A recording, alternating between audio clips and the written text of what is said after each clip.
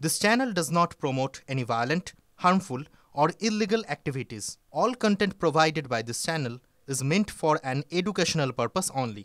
Top quality और consistent performance के लिए सिर्फ सिल्वर पंप नाम याद रखना।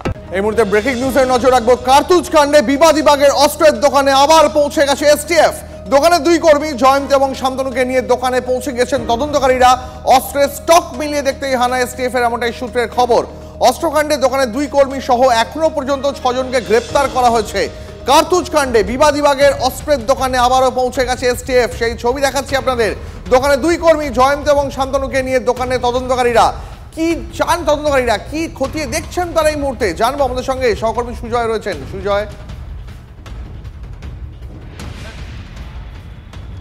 একেবারে দেখো দীপ, দুই অভিযুক্ত যাদেরকে গ্রেফতার করা হয়েছে তাদেরকে সরাসরি নিয়ে এসে বেঙ্গল এসটিএফের গোয়েন্দারা এই যে অস্ত্র ডিলার এনসি দা অ্যান্ড কোম্পানি সেখানে এই মুহূর্তে প্রবেশ করেছে এবং ভেতরে দরজা দেওয়া রয়েছে। তার কারণ ভেতরে সেই স্টক মেলানোর কাজ চলছে।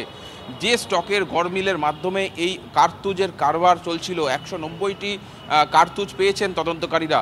ফলে এই ক্ষেত্রে যারা এই অস্ত্রের দোকানে কাজ করে, ডিলারের কাছে কাজ করে এই সমস্ত গড়মিলটা করতো, তারা কিভাবে করতো এবং কবে থেকে করতো, সমস্ত স্টক একেবারে খুঁটিয়ে দেখতে তদন্তকারীদের টিম এই মুহূর্তে এসে পৌঁছেছে এবং প্রায় ঘণ্টাখানেক হলো যখন এখানে এই তল্লাশি অভিযান চলছে বা স্টক মিলিয়ে দেখার কাজ চলছে এবং তারা এখানকার দোকানের ভেতরে কোনো যদি সিসিটিভি ক্যামেরা থাকে সেটাতেও তারা নজর রাখছেন যে তারা কখনো এই ধরনের কার্তুজ নিয়ে যেতে দেখা গিয়েছে কিনা বা কার্তুজ কারোর হাতে তুলে দিচ্ছে কিনা এই সংক্রান্ত সমস্ত খুঁটিনাটি। কারণ এই দোকানের থেকেই, এই অস্ত্র ডিলারের থেকেই এই